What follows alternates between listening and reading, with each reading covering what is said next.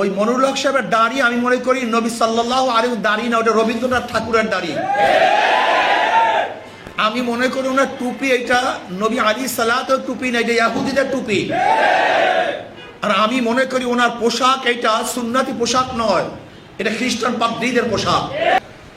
সেই দাড়িওয়ালা, বিশাল দাড়িওয়ালা, টুপিওয়ালা, পাঞ্জাবিও পরছে বেচারা, ধবধবে সাদা দাড়ি,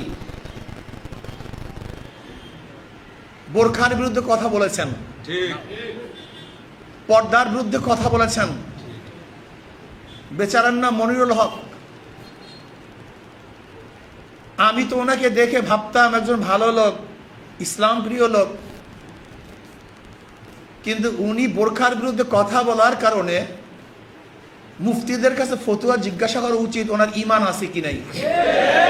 আমার যতটুকু তাহকিক, আল্লাহ পাকের কোন বিধানের বিরুদ্ধে কেউ যদি কথা বলে, ঘৃণা করে, অপছন্দ করে, কেউ যদি অপছন্দ করে, ঘৃণা করে আল্লাহ পাকের কোন বিধানকে, সাথে সাথে বেঈমান হয়ে যায়, সে মুসলমান থাকে না।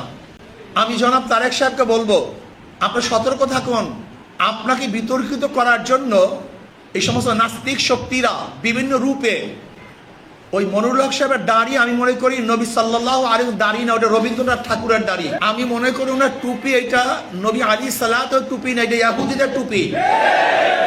আর আমি মনে করি ওনার পোশাক এটা সুন্নতি পোশাক নয়, এটা খ্রিস্টান পাদ্রীদের পোশাক।